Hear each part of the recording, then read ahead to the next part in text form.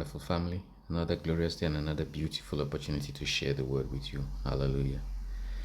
Today we'll study from the book of Hebrews, chapter 6, and we'll start from verse 10. This is to encourage us. I'm reading from the King James Version. It says, "For God is not unrighteous to forget your work and labor of love, which ye have showed towards his name, in that you have ministered to the saints and do minister." So in essence, he's saying here that it will be unrighteous if God forgets your labor, your work and labor of love. And what is that work and labor of love that is describing here? He says ministering to the saints and continuous ministry to the saints. What's that? What I'm doing here now is I'm ministering to the saints. I'm helping the saints with the word. So it will be unrighteous of God to forget this. And if he says he doesn't forget it, that means he remembers it. And what does he do if he remembers it? He doesn't just remember it for nothing. Praise God. There are rewards associated with that. And those rewards are manifold. They are both here and in glory, in the eternity.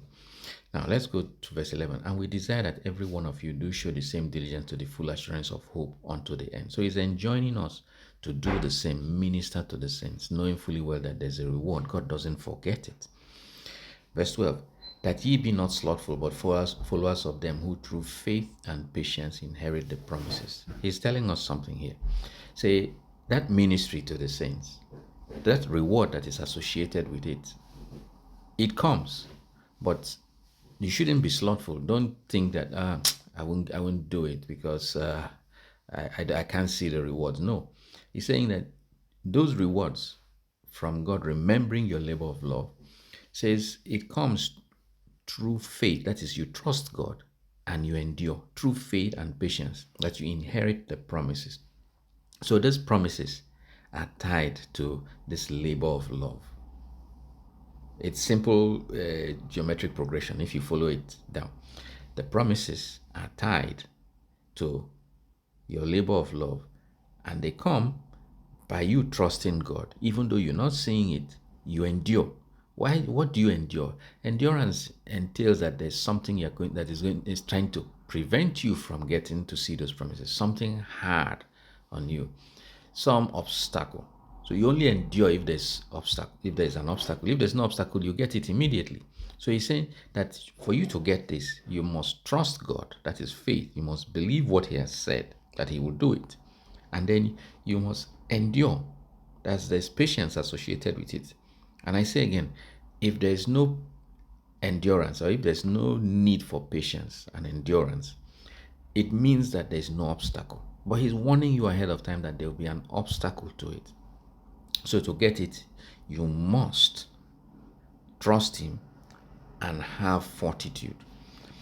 Verse 13, "For when God made promise to Abraham," so he's now trying to give us an analogy of something that happened that required this ministry to the saints, a promise, and a trust of the promise, and fortitude or endurance. "For when God made promise to Abraham, because he could swear by no greater, he swore by himself, saying, Surely blessing I will bless thee, and multiplying I will multiply thee.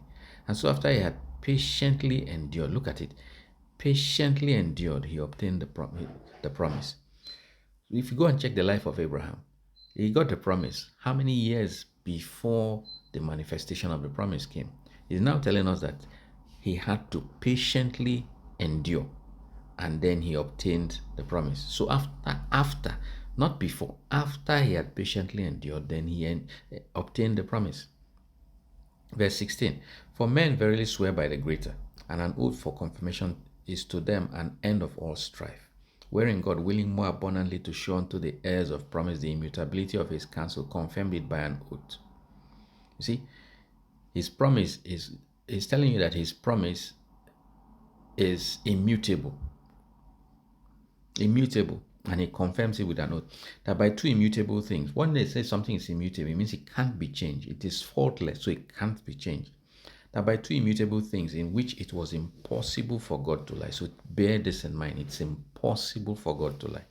We might have a strong consolation. So the reason you have a strong consolation is because it is impossible for God to lie. If he said it, it is the truth. It must happen. We might have a strong consolation who have fled for refuge to lay hold upon the hope set before us. Which hope we have as an anchor of the soul. What is the soul? The mind, the will, and the emotions. That settles your mind.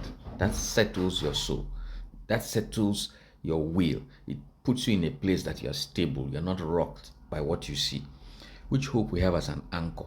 What is an anchor? It keeps in navigational terms, it keeps or maritime terms, it keeps a ship from being tossed or moved from its location. It fixes it in a particular place. So the waves will come, the tide will come, but the ship remains fixed. It is not moved away from where it was anchored.